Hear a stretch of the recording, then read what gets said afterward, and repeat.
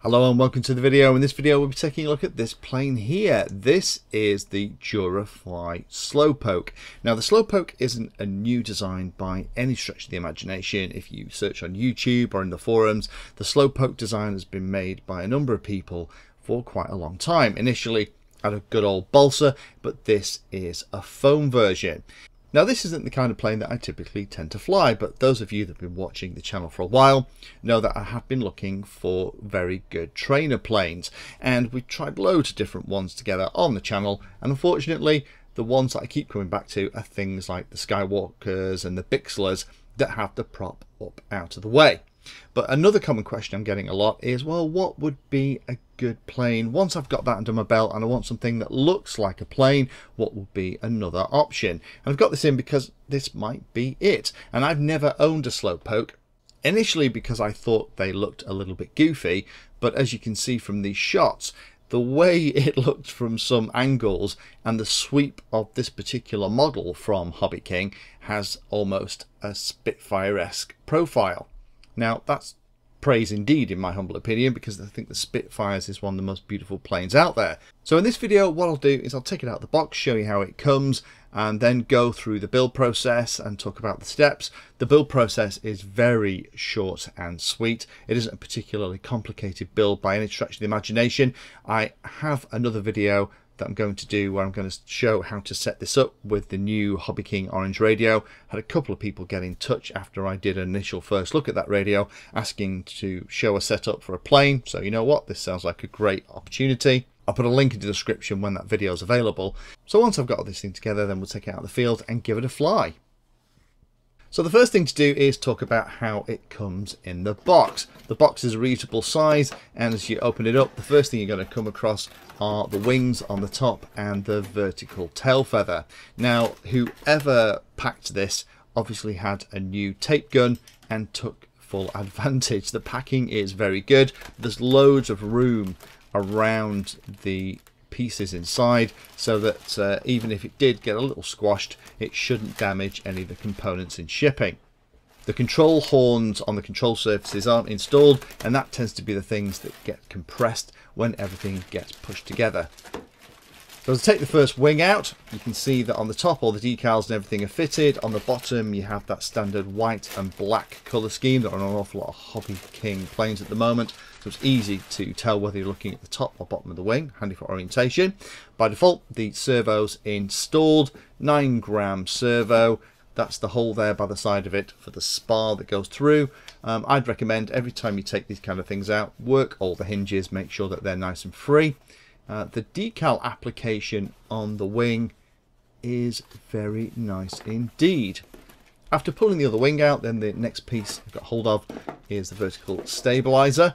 This is what it looks like, so it actually holds the horizontal stabilizer at the back in place and has the rudder attached. Again, it's just a foam hinge on this one, but again the decal application is quite nice, and there's even a little bit of paint application at the bottom that matches the back of the plane, which is a good touch.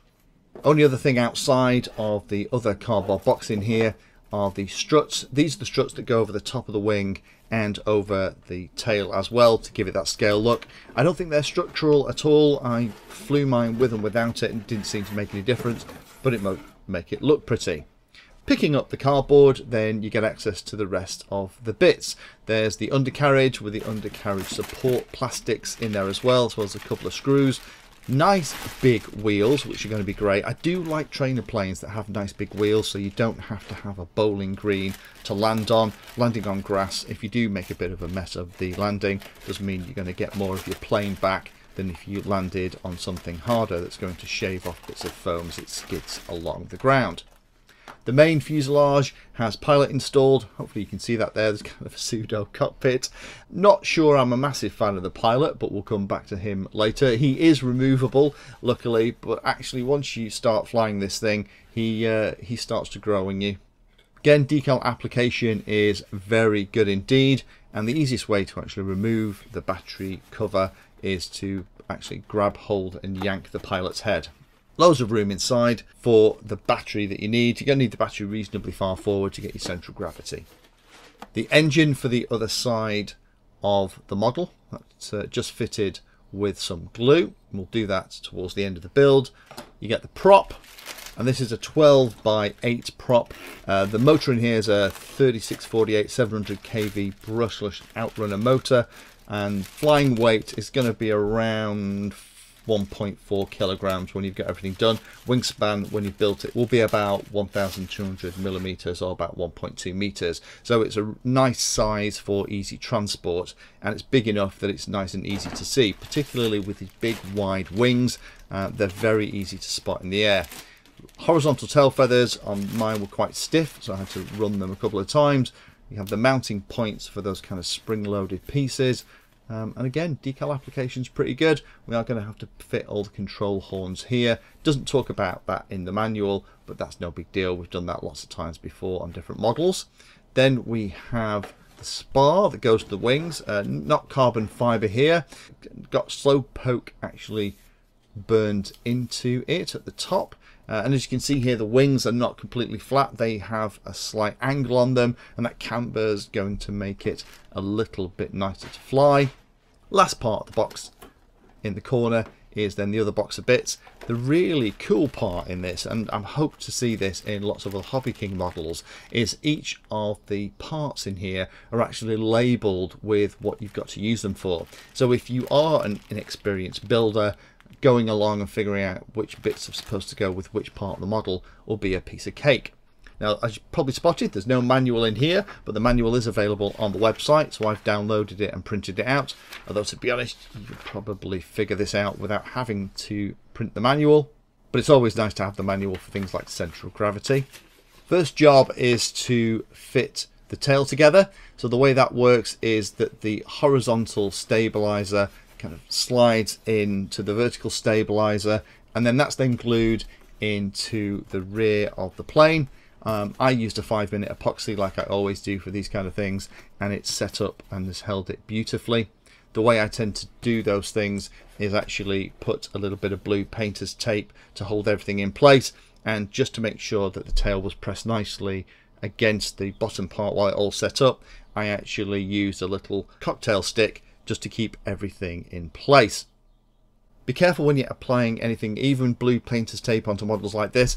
Most of the decals are fine, but things like the SlowPoke logos and things on the plane will lift, so always make sure that you're not getting any tape that you're using to support it while you're putting it together anywhere near those, because you will pull them off. The wings are a piece of cake to put in as well. You just slide the spar into the pre-cut hole. It's a nice snug fit. Just make note of where the middle part of that V-spar is and get it perfectly aligned, and then slide the other wing on. Now in the manual it talks about you putting a little bit of glue there, and I put a very thin bead of glue between those two wings. The wings are actually held in place by the way they fit into the fuselage, as well as the spar, and also 4 screws and the plate that goes and holds the landing gear on as well. And I want to make this so that if a pilot does actually crash it and manage to make a complete mess of one of the wings, then I can get hold of one of the spare wings and spare parts that are available from Hobby King, and then swap it out without having to spend a couple of hours trying to cut my way through a glue seam that I got a little bit carried away on. Again, once the two wings were together, that thin little bit of glue that I did put on there, I used blue painter's tape to just keep everything aligned while that 5-minute epoxy went off and set up. Use my standard trick of putting a servo tester on all the servos, just making sure everything was working, also making sure that all of the servo horns were as close as they possibly could be to 90 degrees. Next job then is to apply the control horns, standard control horns that are on a lot of Hobby King models. So what you do is you put the control horn on the bottom and then pop the 2 long screws through the pre-cut holes that are in the control surface, and use the backing plate to screw into.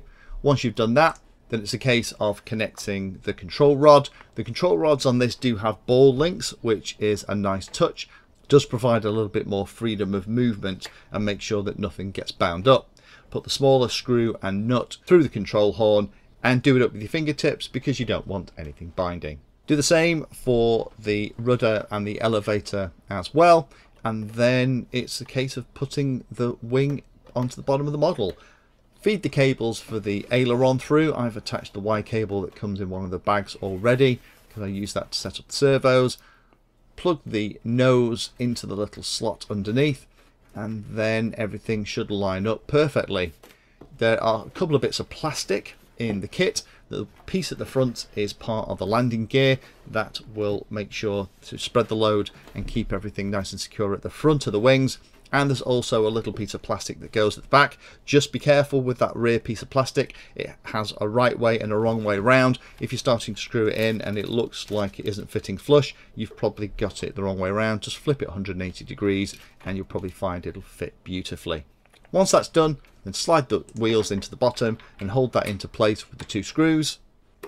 And then the last job is to attach these little cosmetic struts. There's 2 on the tops of each of the wings and also 1 on the rear stabilizer. The ones at the front go on with these 2 little springs at each end. You have to work a little bit to get the open-ended hook through the plastic mounts that are embedded into the foam.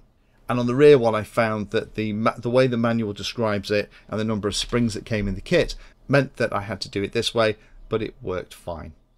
So now this thing's together, let me take you out to the field and show you how it flies.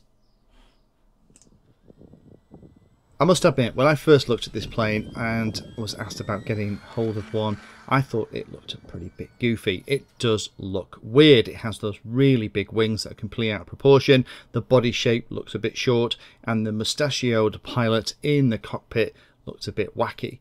But when it's up in the air and you've got the sunshine glinting on those wings and the way it flies, I must admit I kind of lost my heart to this plane a little bit more than I expected to. Those large wheels are great for landing on grass, and even if you don't have a perfectly flat area to land from, it does mean you've got lots of versatility to take off and land in fields or even in large areas of tarmac. I think this is one of those planes that if you were looking for something that was easy to fly, that will look like a proper plane, and you don't mind the fact it's got the prop at the front, then this is a great choice. Again, beginners planes, I tend to push people towards things like the Skywalkers, things like the Bixlers, where the prop is mounted on the back so it's out of the way. But my experience with this has been nothing but fun. So with the predictable way it's flying, maybe this is one for those of you who are learning to fly. Maybe not as the very first plane, but for the first proper plane in inverted commas that you want to try and get your hands on. Only a couple of things to be aware of, and I kind of feel like I'm nitpicking here. First of all is the spring struts are not structural. If you leave them off the plane, I think it would fly absolutely fine. It is a bit tricky to get those all mounted in with the springs and the struts that come in the kit, and they look fantastic, but again, I don't think you really need them. The prop will need to be balanced. Mine had to have a big chunk of tape on it for it to fly nice and smoothly. As usual with these kind of ready to fly models, the prop always needs a little bit of TLC. The foam is a little bit soft, so take care. When I was moving mine around, I marked around the canopy a little bit, as I was potentially thinking of putting some kind of bubble canopy over the top, and just by placing I was actually trying to make it out of a soft drink bottle, it was marking up the foam, so just be careful with that. And the last thing to be aware of is it is very, very fun to fly, and because it's so fun and it flies so well in pretty much all conditions. The video that we're watching is taken on quite a windy day. My friend Ross, and big shout out to Ross for helping do this video bit, he was actually flying the plane and I was following it around the quad.